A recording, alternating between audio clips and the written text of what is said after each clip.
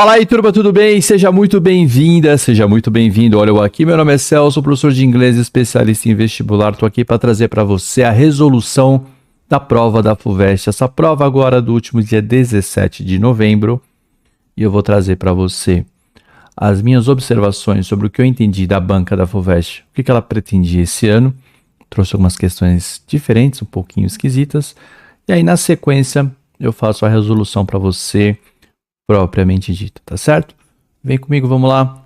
Deixa seu like, começa a seguir, comenta o que você achou da prova. Vamos de vinheta e começar a resolução. Vamos lá.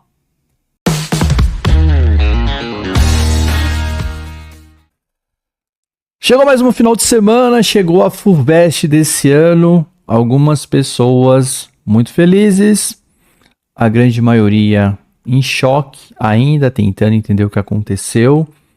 E eu também fiquei surpreso com algumas observações, não tanto quanto eu fiquei com a prova da Unicamp, mas eu senti que as três bancas, Unicamp, VUNESP e FUVEST, estão todas indo para o mesmo lado. E então, antes de fazer a resolução propriamente dita, quero fazer 3 comentários aqui e também pedir de novo para você se inscrever, porque eu descobri que 70% das pessoas que assistem as resoluções não estão inscritas no canal. Então você, por favor, faz essa boa aí, se inscreva no canal. Quanto mais gente aqui, mais tempo eu consigo passar aqui, mais conteúdo gratuito eu consigo entregar aqui para vocês, tá certo? Dá essa força aí. Vamos lá. Eu quero fazer 3 comentários antes de começar a resolução propriamente dita. Eu quero falar com você sobre as coisas que eu entendi. Eu vou falar da banca FUVEST, porque essa resolução é FUVEST, mas eu acho que ela, de certa forma, se aplica para as 3 grandes bancas que a gente tem aqui em São Paulo, principalmente. FUVEST, Unicamp e a VUNESP. As 3 grandes provas já foram. A gente tem uma prova ainda interessante para fazer no final de dezembro, a prova da Unifesp, uma prova muito importante. E você que está chegando aqui para ver a resolução da FUVEST, está convidado a fazer parte do meu grupo, do meu curso. O link está aqui embaixo. Vamos estudar junto aí nesses 30 dias para dominar essa prova da Unifesp. Quem sabe você já começa o ano de 2025, uma faculdade que você tanto quer, tá certo? Vamos lá. Primeiro comentário é o seguinte: as bancas estão trazendo a realidade da vida acadêmica pro vestibular. O que eu quero dizer com isso? Qual que é a realidade da vida acadêmica? A realidade é que o inglês é uma língua franca. O inglês é a língua do conhecimento. A inglês é a língua falada na universidade, tá? Estamos no Brasil, claro, conversamos com o professor em português, as aulas são em português, mas o material que você vai estudar, todo ele está em inglês já. Os textos que você vai ler estarão em inglês, os livros que você vai comprar estarão em inglês, os congressos que você irá participar serão em inglês. E às vezes a gente que é fluente no idioma e já passou muitos anos dentro da academia, muitos anos dentro da universidade, e sai de lá e vem aqui para compartilhar esse conhecimento, a gente às vezes se dá conta com situações que parecem corriqueiras, mas elas não são corriqueiras, tá? Então eu vou te falar, eu tenho uma das graduações que eu tenho é a de História, que eu fiz aqui na FEFELESH, aqui na USP. E eu acabei de lembrar, estava pensando nisso, eu fiz a prova, pensando nessas situações que aconteceram, a gente considerar um inglês normal. A gente teve visita de alunos da Universidade de Hamburgo em algum momento da graduação, e alguns alunos sabiam falar espanhol, alguns alemães sabiam falar espanhol, e aí pelo espanhol a gente conseguiu chegar num entendimento, num conhecimento. Alguns ali estavam se esforçando para aprender português a partir do espanhol que haviam aprendido, e alguns não tinha jeito, alguns tiveram que se comunicar em inglês. O que eu estou dizendo para você? Tivemos a visita desses 8 estudantes uma vez em sala de aula, e eles falando ali, e ao final da aula entendemos tudo o que eles falaram. Fosse em espanhol, fosse num português truncado que eles estavam tentando aprender, fosse em inglês. Então as bancas estão falando para você, olha só, lembra da Gal cantando Baby? Você tem que aprender inglês. Não tem como. Não tem como. Se você está aqui assistindo esse vídeo e quer seguir uma carreira acadêmica, Se você quer ser médico e tem que passar pela universidade para ser médico, não tem como. Não tem como. Os meus colegas já estão aí faturando bem, dando aula para vocês que estão na universidade cobrando caro, porque vale. É um valor que você não pode abrir mão. Eu estou insistindo aqui com você, eu quero que você entre na faculdade primeiro, tá certo? E eu sei que eu estou fazendo um bom trabalho aqui para você, tá? Então você tem que aprender inglês, eu estou aqui para te ajudar a aprender inglês. Primeiro, a ler os textos e ser aprovado nas provas. Depois você vai aprender inglês lá na universidade, que não tem por onde fugir. Não adianta espernear. Se você quer ser médico, se você quer ser médica, vai ter que aprender inglês. Não quer aprender inglês? Beleza, vai fazer outra coisa. E não quer dizer que se você não aprender inglês, você está lascado na vida. Depende do trabalho que você vai fazer. O trabalho que você vai fazer como médico, como médica, exige que você domine inglês. Mesmo que você venha trabalhar todo o resto da sua vida num posto de saúde no interior do Brasil. Você não vai conseguir ser o responsável por esse posto de saúde no interior do Brasil sem passar pela faculdade. Ao passar pela faculdade, você vai ter que dominar o inglês. É isso. 2. As bancas não sabem mais o que fazer para manter as notas de corte mais baixas. Eu já falei isso em um podcast no cursinho que eu trabalho, vou repetir aqui. As bancas não estão sabendo mais o que fazer, porque elas faziam provas muito bem elaboradas, inteligentes, a gente chama de provas bonitas, e aí as notas de corte estavam nas alturas, porque os alunos estudam.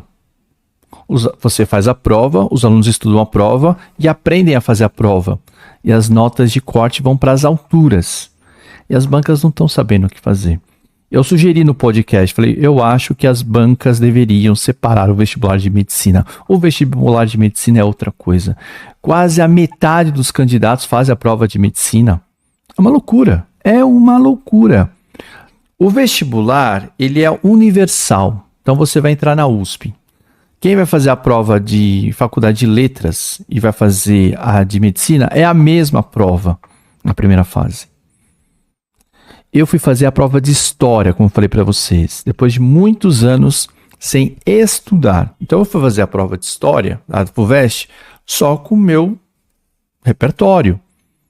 E eu falo para todos os meus alunos em sala de aula, gente, eu ignorei física, química e matemática. Embora eu goste muito de matemática, eu aprendi a gostar de matemática no cursinho e depois eu fiz um curso de matemática como professor. Mas na hora da FUVEST, sem treino, sem prática, esquece, sem chance. Então eu fiz português, inglês, história, geografia, que são as mesmas matérias. Aí tinha umas questões lá de filosofia e sociologia que eu também conheço. Humanas, certo? Humanas e linguagens, tranquilo. Já garanti a nota que eu precisava. Me arrisquei ali em biologia, consegui fazer algumas coisas, lembrei de algumas coisas de biologia, porque era leitura. Tinha algumas questões de física que eram leitura, mas eu não me arrisquei. Física, química e matemática, eu fiz uma conta ali, chutei tudo. Letra A, letra C, letra D. Consegui ganhar nesse chute aí uns 11 pontos chutando e passei. O mesmo aluno que fez a mesma prova que eu, para medicina, não pôde se dar esse luxo. E teve que fazer tudo isso dentro de 5 horas. Percebe? É outro mundo, mas a FUVEST tem que pensar, é impossível, não dá mais para pensar em todo mundo. Não dá mais para fazer uma prova assim, tá certo? É muita gente para fazer a prova. E aí você acaba tendo casos como de algumas pessoas muito felizes e que admitem para mim, professor, eu vou falar a verdade, teve questões que eu acertei na sorte e deu certo. E teve gente que fala para mim, professor, eu me esforcei tanto, eu fiz tanto e parece que nada do que eu faço é suficiente. E a cada vez que eu tento a prova vem diferente. Então, assim, infelizmente a grande realidade é, tem muito mais gente sonhando com medicina do que tem vaga disponível. Só que tem muita gente sonhando com medicina, com chance de passar em medicina, e a coisa está cada vez mais complicada. Então, aí a prova está ficando esquisita para tentar baixar a nota de corte. E não pode ser assim. Né? Tem que ser uma prova mais racional, né? Como sempre foram. Mas não adianta, os alunos estão se preparando num alto nível que está Nota de corte, 90 questões, tem que acertar 88, é a nota de corte. Que seleção que foi feita aí? Então, ou separa, faz uma prova decente, e aí você fala, sinto muito, né? Existem 1000 pessoas concorrendo por uma vaga. Tem gente que vai ficar de fora, né? Tem gente que vai ficar de fora. Mas talvez nessa universidade que você tanto quer. Mas talvez, o que você quer? Você quer ser médico, quer passar nessa universidade? Cada pessoa faz o que quiser da sua própria vida. A gente só tem que arcar com as consequências.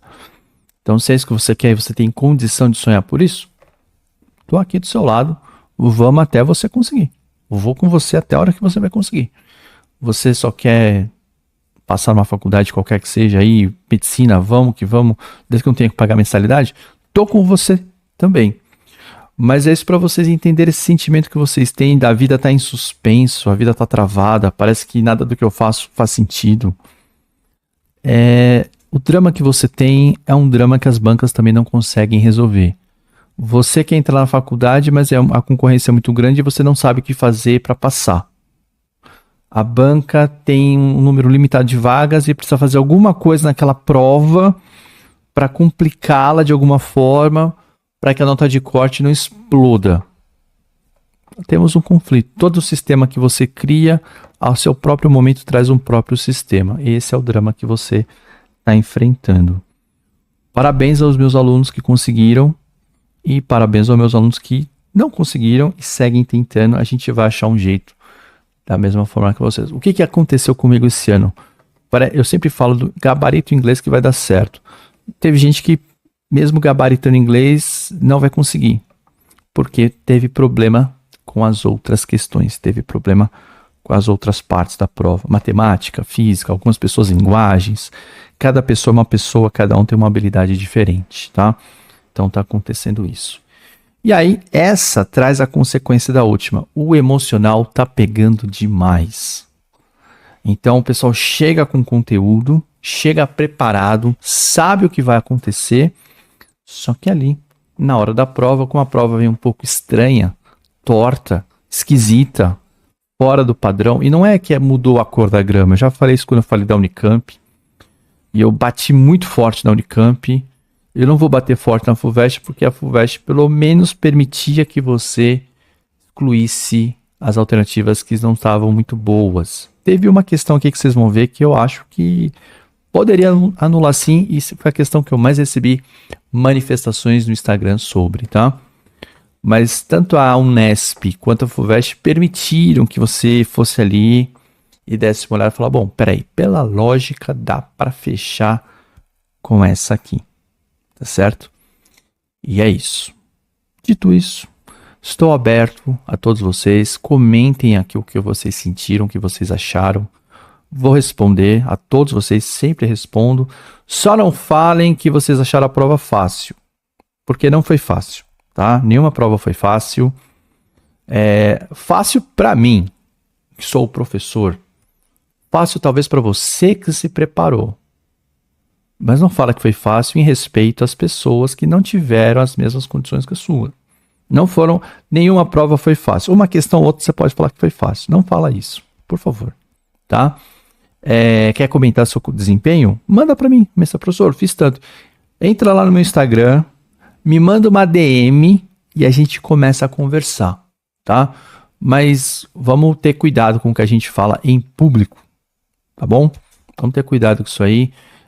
Eu nunca precisei excluir o comentário de ninguém, mas se começar a vir meio assim, eu vou começar a excluir, tá bom? Então, o comentário, pensa assim, isso aqui é uma comunidade, então o que você comenta tem que servir para a galera geral, beleza? Internet não é terra de ninguém. Dito isso, vamos à correção, tá aqui a prova. Aí, novamente, eu tenho que pôr meu óculos, né? Eita, que eu comecei pior que a FUVEST, eu já vim com o slide todo bagunçado aqui, vamos lá. Eu tava vendo se o slide dessa vez ficou bonitinho. Tá aí a prova 2025. Primeira questão, o que eu falo para você? Pintou tirinha, vai ter piada. Qual que é a piada? Um efeito de humor, normalmente ambiguidade, ironia ou personificação. Ambiguidade e ironia, 90% dos casos, personificação vem ali no final, tá? Leia a tirinha, entenda qual é o que aconteceu aqui, depois você parte para a questão. Então a Lúcia, psiquiatra, tá ali atendendo o Charlie Brown, que fala, bom, eu agradeço a ajuda que você tem me dado, mas eu estava pensando, no entanto, se eu pudesse ter uma segunda opinião. Comentário comum, né? Na medicina, na psiquiatria, na psicologia. Você trabalha com uma profissional, pede uma segunda opinião. Aí a Lucy fala assim, apenas se você não se importar em tomar com esse banquinho no qual você está sentado na cabeça. Ou seja, se você procura uma segunda opinião, eu vou te agredir. Aí o Charlie Brown, eu acho que as primeiras opiniões são bem boas, né? Então, qual foi a piada aqui? A reação agressiva da Lucy. E a gente acompanha o Charlie Brown, lê as tirinhas e tudo mais, sabe que tem esse comportamento. A Lucy é uma garotinha agressiva, ela meio que domina mesmo o Charlie Brown, sempre humilha o Charlie Brown. O Charlie Brown tenta ter essa postura um pouco mais reativa, evitar qualquer tipo de problema. Entendeu a tirinha? Vamos para a conversa. O Veste pegou pesado aqui, tá? Mas eu acho que ela foi de alto nível. Então ela fala assim, falácias. Isso é uma falácia, isso é um argumento falso, inválido. Na maioria das vezes a falácia é uma mentira. Mas por isso que a gente entende falácia como mentira, mas não é. A mentira seria uma metonímia, a parte pelo todo. Por ser o argumento mais comum, comentário falacioso, mentiroso, é o mais comum, a gente acaba na linguagem associando falácia com mentira. Eu acredito que a banca tem ido por essa linha, né? E aí talvez você que nunca tenha tido na sua escola uma aula sobre falácias e aprender isso aqui agora fazendo a questão. Você aprende fazendo a questão, mas a prova não te quebrou aqui, a FUVEST não te quebrou aqui, tá? Porque ela foi bem nítida no que ela queria. Falácias são argumentos que podem até parecer à primeira vista bem construídos logicamente, mas são falhos. Seja em termos de uso da linguagem, de pertinência temática ou de correção formal. Os primeiros estudos sistemáticos das falácias foram feitos pelo filósofo Aristóteles. Então, talvez você tenha ficado nervoso aqui, nervosa, ansiosa. Caramba, eu nunca tive uma aula sobre Aristóteles e, segundo, Aristóteles falando sobre as falácias construídas sistematicamente. E ele classificou alguns argumentos falaciosos mais comuns, o Aristóteles, tá? No terceiro quadrinho da história, um personagem que serve de argumento falacioso é a Lucy, bastante conhecido a fim de persuadir o outro. Como é que ela persuadiu? Vou te agredir, vou dar com esse banquinho na sua cabeça se você procurar uma segunda opinião. Tá claro, né? Esse argumento pode ser classificado como caso de qual tipo de falácia? Ataque à pessoa é um ataque à pessoa. Mas não, o argumento não foi um argumento de ofensa, de ataque. Percebe? O argumento dela foi, vou te atacar fisicamente. Ela não está atacando a pessoa Charlie Brown na sua honra. Então, essa aqui era a ideia. Mas na hora da prova, você chega lá, já está nervoso, está nervosa, ansiosa, tensa. Podia dar uma tremida aqui. Letra B, apelo à piedade. Não foi o caso, né? Tenha dó de mim, aquela coisa. C, apelo à força, com certeza. A Lucy está apelando à força. Se você fizer isso, eu vou te agredir. Letra D, ambiguidade, que é a resposta de tirinha, normalmente. Mas nessa tirinha, não apareceu ambiguidade. Você leu a tirinha, nessa tirinha a resposta não era ambiguidade. Eu tenho certeza que as bancas acompanham o meu trabalho já faz algum tempo.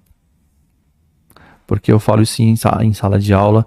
E o que as bancas não querem? Não querem que você chegue com regras prontas, com dicas. Elas querem que você construa a sua ideia, tá? Mas o aluno meu leu a tirinha, entendeu? Viu que não é o caso da ambiguidade aqui. Na última, apelo à ignorância. Aí muita gente tremeu. Por quê?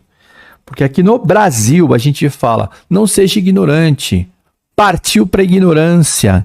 O que é partiu para a ignorância no português falado brasileiro?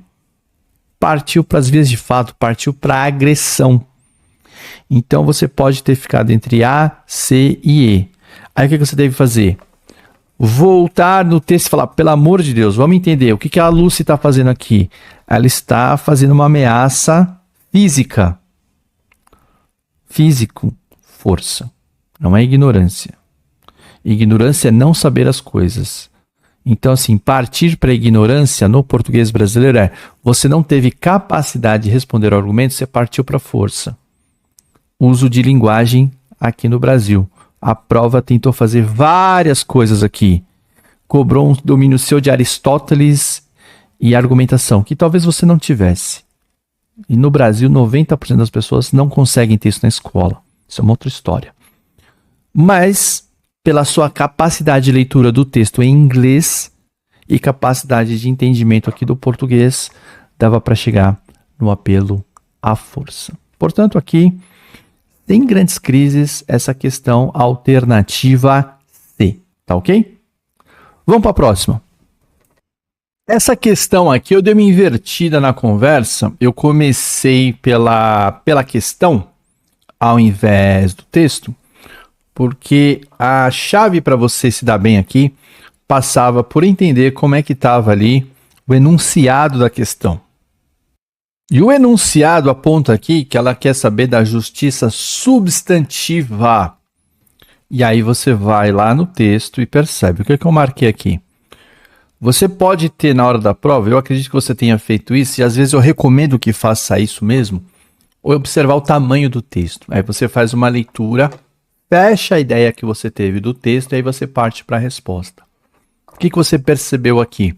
Que a questão estava falando só da justiça substantiva, que é exatamente esse trecho em lilás, né? Acho que é lilás a cor, esse trecho em lilás. Ou é esse aqui é roxo e esse aqui de cima é lilás. Enfim, essa cor aqui, tá? Essa é a definição. E aí você percebe que o texto foi construído nessa argumentação. Primeiro ele fala o que é justiça, depois ele fala o que é justiça formal, o que é justiça substantiva e o que é a justiça retributiva, tá certo? A resposta estava aqui. Técnica do scanning, buscar o termo no texto, identificou, aí faz a leitura e faz o confronto. Então, a justiça substantiva é proximamente associada com direitos, isto é, com o que os indivíduos podem demandar legitimamente, o que um ou outro pode demandar do outro, do seu governo. Demandas e direitos individuais e relações individuais, tá certo?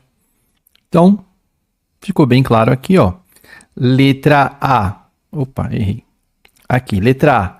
Justiça substantiva. Aí você tem, letra A, aplicação imparcial e consistente de princípios éticos e morais.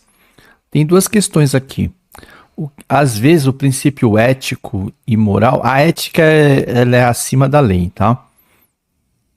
E a moral também. Então, às vezes a lei pode ser imoral, pode ser, mas a justiça não, tá? Então, essa letra A corresponde ao princípio de justiça, ao que é devido, e aí um pouquinho da justiça formal.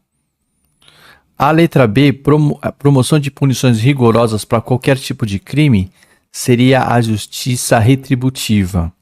C, distribuição de recursos econômicos, não falou nada sobre economia, sobre distribuição material nesse texto. Letra D, garantia de que todos recebam o que lhes é devido, contemplando direitos individuais. Há uma combinação de justiça, o que é devido, e o que é devido por direitos, e a combinação aqui. Então, essa aqui é um pouquinho confusa para você que teve uma leitura um pouco quebrada, tá? Mas aí, por exclusão, dava para entender que primeiro eu estou falando da justiça substantiva, e essa descrição da justiça substantiva, de certa forma, combina aqui.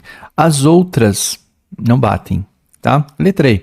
Proteção exclusiva dos direitos da minoria, isso não apareceu, no texto, tá? Então a chave aqui era leitura do enunciado, identificou justiça substantiva com outras palavras no texto, descreveu. Essa é uma questão padrão FUVEST. Na sua história, a FUVEST faz esse tipo de questão com o uso da técnica do scanning. O que é o scanning? Escanear o texto, buscar o termo que ela quer. Tá aí a resposta para essa questão. A resposta para essa questão é a letra D. Certo? Então, vamos lá. Vamos para a próxima.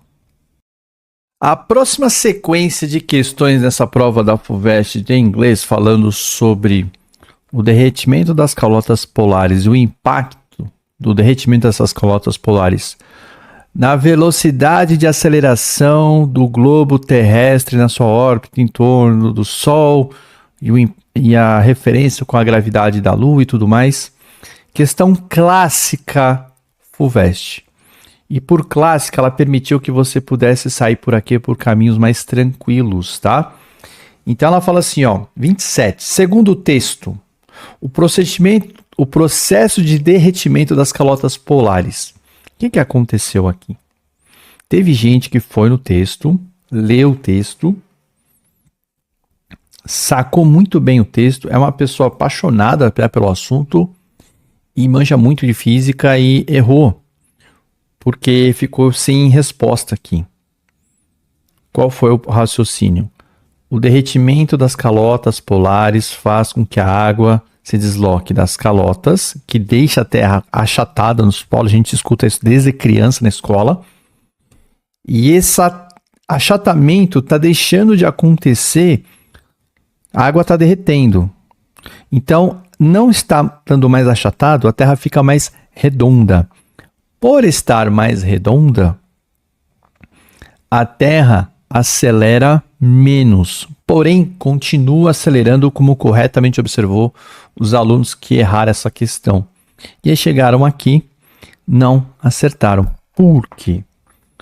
Porque na hora da prova, na tensão, na emoção, no nervosismo, esqueceu de prestar atenção no enunciado.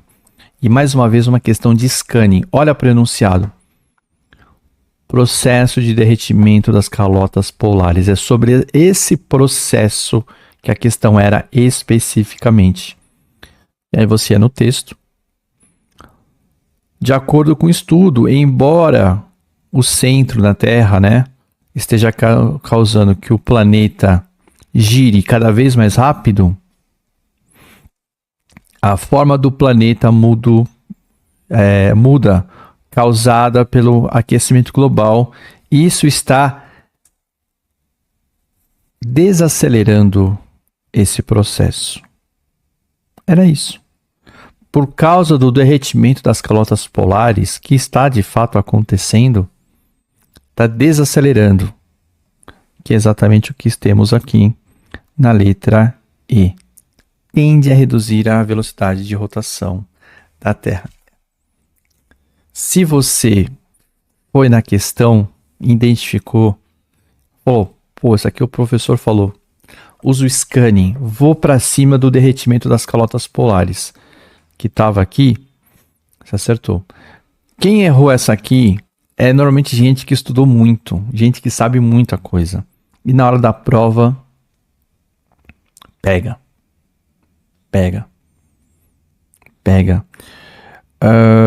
Eu não lembro qual foi a alternativa que me falaram aqui. Acho que me disseram que estava sem resposta. Mas a resposta era exatamente essa aqui. E vinha para a letra I. Na sequência, 28, a mesma coisa. Conforme o texto, os fenômenos naturais que desempenham um papel significativo na completa interação gravitacional que afeta a rotação da Terra são: o único que apareceu na Terra foi, na Terra, ó, no texto, Oceanic Tides, marés oceânicas.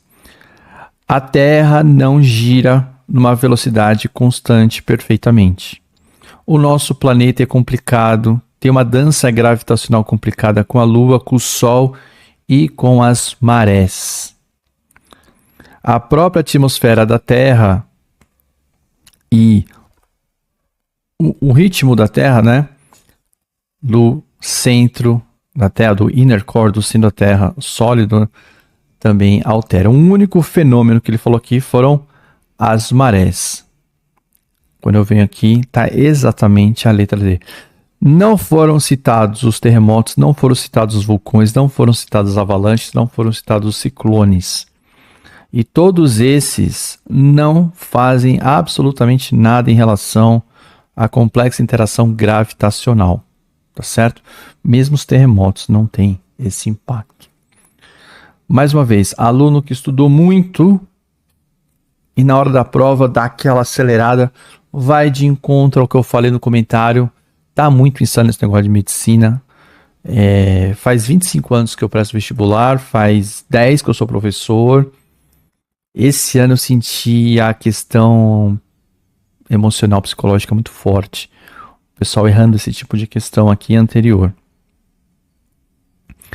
29 é uma questão ampla. Talvez alguém tenha errado aqui, pensando que era uma questão como essa aqui, olha só. Considerando os seres vivos atuais, as informações trazidas pelo texto, qual a informação do texto? Você vai ter uma mudança na geografia e no ecossistema. E os princípios da teoria sintética da evolução, é correto afirmar que eu, que estou fora de estudar a escola há mais de biologia, no caso, né? Cara, depois que eu passei na FUVEST a primeira vez com biologia, que eu precisei de biologia para passar, eu nunca mais estudei isso. Mas eu li bastante. Tem um autor famoso chamado Richard Dawkins. O cara ficou famoso 50 anos atrás com o livro O Higiene Egoísta. Certamente vocês que vão para medicina vão acabar lendo esse livro, tá? E ele lançou seu, provavelmente, último trabalho. Tá com 86 anos, lançou seu último trabalho agora. Então eu li muito sobre a teoria da evolução e tudo mais, é um assunto do meu interesse.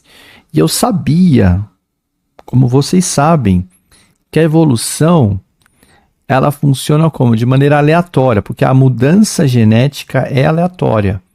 Só que nessa aleatoriedade pode acontecer uma mudança que vai facilitar ou prejudicar uma espécie conforme o ambiente se transforma. Mas essa mudança genética, a evolução é a mudança genética que afeta o fenótipo, ela é aleatória. Lembrei disso tudo e vocês sabiam disso por saberem muito sobre teoria da evolução. Aí deu para vocês pegarem aqui qual é a questão, qual que fala das questões aleatórias aqui. Aqui, ó, letra C. É difícil prever como se dará a evolução das espécies, você não prevê, porque é um processo mediado pelo acaso. A evolução a gente olha para trás, né? Ah, então foi isso que aconteceu. Teve uma alteração genética aqui que permitiu que tal coisa acontecesse. 29, letra C. Eu vou pular... Não vou pular, não. Eu vou fazer a Taylor Swift, vai. A Taylor Swift foi a questão mais difícil, na minha opinião. Vocês vão ver por quê. Trouxe uma canção, achei interessante trazer a Taylor Swift. Ela tá aí no auge, né? Tá sendo bem debatida, toda hora presente. Então vamos lá, o verso Like you are a poet trapped inside the body of a finance guy. O que a Taylor Swift colocou aqui nesse verso? O cara que ela tem aqui na frente dela é um finance guy. O que é um finance guy? Nós aqui de São Paulo que a gente chamaria dos Faria Limers, né? O pessoal trabalha lá na Faria Lima. É a galera do mercado financeiro, né? Aquela coisinha toda. E o que você não espera de um cara do mercado financeiro? Poesia. Você não espera isso dele, tá? Você espera o quê? O cara trabalha no mercado financeiro, finanças, objetividade, resultado, grana, money, money, money. Ela colocou o finance guy trapped inside. Trap vem de armadilha. Então, assim, é como se você fosse um poeta. Porra, o poeta é a total oposição ao cara das finanças, a princípio. O poeta valoriza outras coisas que o cara das finanças. Então, o que a Taylor Swift fez aqui? Ela brincou com essa oposição. Então, é como se o poeta estivesse preso, amarrado, dentro do corpo de um cara. Então, qual que é a grande ideia aqui? A grande ideia é de um conflito, de uma incompatibilidade, ou seja, de uma coisa inadequada, que eu vou achar na letra C. Sentimento de insatisfação ou inadequação em relação às expectativas sociais. Cara, eu quero que você tenha muito sucesso, tenha muito dinheiro, seja uma pessoa próspera, um finance guy. Mas você é um poeta. Eu gostei, eu não conhecia essa música. Na verdade, eu conheço 2 músicas da Taylor Swift. Eu passei a prestar atenção na Taylor Swift exatamente porque o sucesso dela é absurdo com a galera hoje, né, faixa etária que presta vestibular. Gostei de algumas letras que ela fez. A música dessa aqui, eu vou apanhar, mas eu vou falar. Eu não gostei. Eu fui ouvir a música, cara, não pegou. Mas eu achei a letra muito boa. Achei muito boa. E todo mundo em algum momento teve esse sentimento de inadequação. Nossa, eu tenho que ser assim e representar assim. Era isso. Esses 2 caras, poeta e finance guy, mas foi muito difícil acertar essa questão. Foi muito difícil. A sensação que eu tive como alguém que já elaborou simulado é a pessoa precisava fazer uma questão exigente, mas só ela pensou no que ela viu aqui. Sabe, você ouve uma música e você tem uma ideia, mas você percebe que a música ela é igual para todo mundo, mas ela tem esse poder que ela significa coisas diferentes para pessoas diferentes. Porque você completa o que aquela música quis dizer com a sua realidade. Eu acho legal também quando o artista vem e fala, não, eu pensei nisso. Mas normalmente o que o artista pensa ou sentiu dura 2, 3 versos. Depois o resto vira pura fantasia. Isso é música. Isso é literatura. É ficção. Tá? Só que essa percepção às vezes é muito pessoal. E eu tive essa sensação. Pô, o examinador aqui teve essa sensação. E me parece que não chegou para um colega e falou, o que você achou disso aqui? Falou, mano, você viajou aqui, cara. Tá muito obscuro. Mas vá lá. Insatisfação, inadequação, perfeito. Para poeta e finance guy não bate. Não bate. Aí então vem, enaltece a romantização e idealização de épocas passadas. Poderia ser uma resposta, mas o poeta é uma idealização e é uma romantização, mas ele não é preso a décadas passadas, a épocas passadas. E mancada da questão, lá no final da música, a Taylor Swift fala que a nostalgia é uma armadilha. Então, pô, não era só no verso a resposta, né? Tinha mais coisa pra ver, né? Mancada. Letra B. Destaca o papel de contextos externos no manejo de frustrações. Cara, frustração com certeza. Você é um poeta preso no... Tipo, eu sou um poeta. Ou no meu caso, eu sou um professor. Eu não sabia, mas eu nasci professor desde criancinha. E eu fui fazer outras coisas. Inclusive, eu fui um finance guy no meu passado. Deu ruim pra caramba. Deu muito ruim. Pra mim, ser um finance guy. Eu tava em conflito, insatisfeito e inadequado. Resposta, a letra C. Mas por que eu fui fazer isso? Porque eu achei que como poeta ou professor não ia dar nada. Na verdade, eu queria ser outra coisa. Eu queria ser jogador de futebol, mas também não deu certo. Então, assim, as minhas frustrações eu tive que manejar por contextos externos. Beleza. Só que essa minha vida que eu acabei de contar pra você não é o que tá aqui na questão. Não tem contexto externo aparecendo aqui. Só que eu acho que eu entendi o que o examinador quis dizer. Que o cara deixa de ser poeta e vai ser um finance guy. Que é o que acontece normalmente. Mas ele vai falar assim, é isso que eu pensei mesmo, mas no texto não tá aí. Ela não falou isso da música. Ficou muito pessoal e ficou muito obscuro, percebe? Ficou muito difícil de responder essa aqui. Ficou muito difícil. Porque o contexto externo que faz um cara deixar de ser poeta, deixar de sonhar para viver uma realidade. Mas não tinha elementos no texto para eu buscar isso. Eu teria que extrapolar demais. Sendo que insatisfação e inadequação, pô, eu podia amarrar ali. E aí, pessoal, é o seguinte, na hora da prova, é isso, é o que você consegue amarrar ali no texto. Eu deu para amarrar aqui com inadequação e insatisfação e, pô, essa aqui não tem como o cara falar que tá errada. e amarrar. Na hora da prova, fazer isso é muito difícil. Até assim, mancada fazer isso. E o que muitos alunos meus me falaram de ontem para hoje é: professor, parece que nem testaram o meu conhecimento, testaram a minha paciência. Parece que foi isso que fizeram na prova. Parece que foi exatamente isso que fizeram.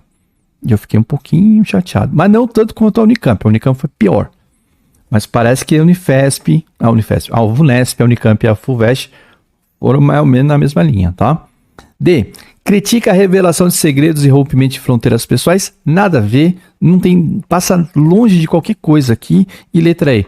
Enfatiza a importância da sorte de elementos culturais como mitos e rituais. Letra E é muito importante na vida, mas não tem nada a ver com o texto. Tem que colocar 5 alternativas. Uma questão difícil porque muito obscura, na minha opinião. Mas, ao contrário da Unicamp, não te jogou contra duas de uma maneira assim, as duas podiam estar certas, as duas podiam estar erradas. Se eu me prender, ele falou assim, o verso, poeta preso no corpo de um finance guy, cara, isso aí tá inadequado. É uma insatisfação, tá certo? Mesma tranqueira aqui na 42, mas menos pior. Conforto como construto. Ela já fala que o conforto é uma construção social. Ou seja, não é real. Ou seja, letra E, não é real. Algo criado pela sociedade, sim. Produzindo falsa sensação de segurança? Sim.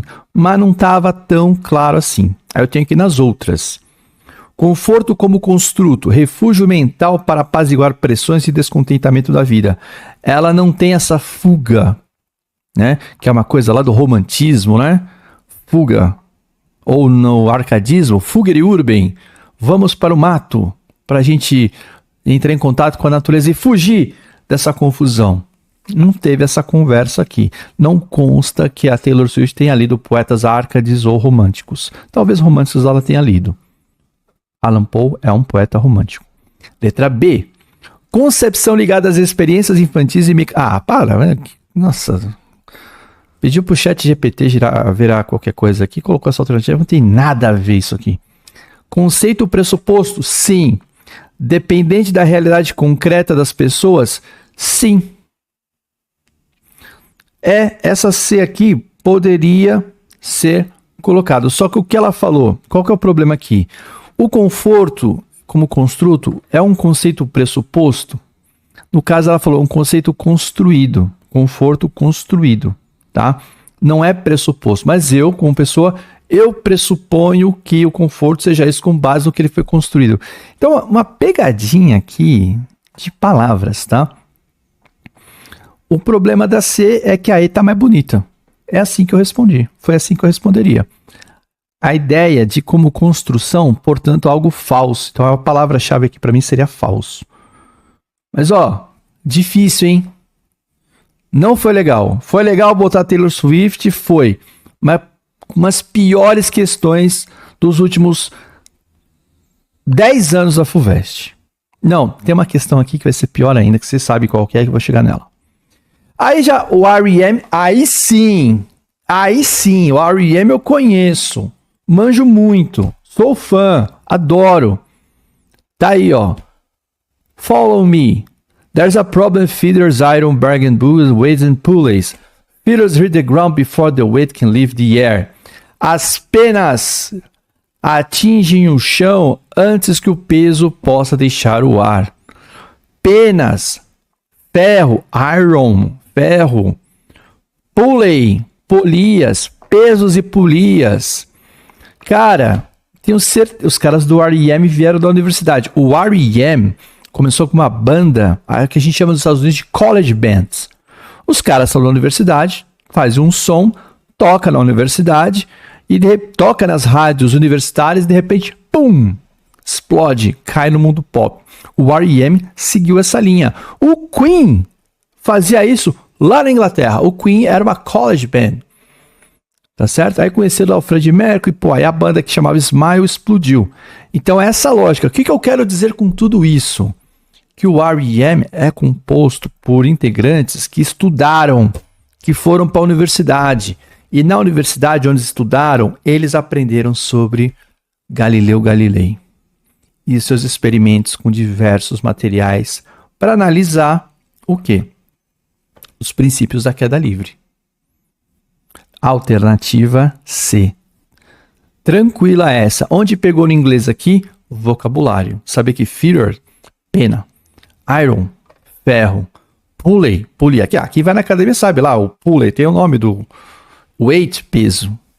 E as penas atingem o chão antes que o peso possa deixar o ar. Alternativa C, legal aqui para essa, tá? Essa questão ridícula aqui. Quadrinho maravilhoso, ótimo, mas eu achei essa questão ridícula. E se alguém acha que dá tempo ainda de pedir um recurso, pode pedir. Eu acho que tá válido, tá? Por quê? Hold on. When we learn Roman numerals, X was 10. Now it's 6. What's going on around here? O que tá pegando aqui? Ó, o garotinho um pouquinho agressivo com a linguagem dele, né? Hold, falando assim com o professor. E tá claro, a resposta aqui é o quê? Qual que é o efeito de humor? Ambiguidade, que jogaram lá na primeira questão. Agora sim, ambiguidade. O X tem diversos significados em diversos universos da matemática e dos números, né? Na álgebra, o X é incógnita. Nos números romanos, o X é 10. E na escola você tem esse conflito aí. Ambiguidade, certo? Efeito de comicidade Cortum. Ambiguidade do termo X. Letra A. Atitude do docente diante da apatia do grupo, incapaz de produzir uma resposta. Não, teve uma resposta, o grupo não está apático. B. Certeza do aluno em seu argumento, desafiando a autoridade do professor. Ele tem certeza do seu argumento? Ele está desafiando a autoridade do professor? Ele está com um linguajar concordo. O linguajar dele está muito informal para uma sala de aula e desrespeitosa na maneira de se dirigir ao professor. Mas não é aí que está a piada. C. Interpretação por parte do discente, aluno, de símbolos matemáticos, sim, ligados à teoria dos conjuntos, nada a ver. Teoria do conjunto não tem nada a ver com o que está na lousa ali, então a C está fora. Mas muita gente foi aqui. Porque você pode chamar de X qualquer coisa. Dado o conjunto X, pode. Você pode atribuir o que você quiser. Por isso muita gente foi aqui. D. A adoção pelo professor de duas formas semelhantes e eficazes de resolver a mesma equação. Nada a ver, não é aí que está a piada.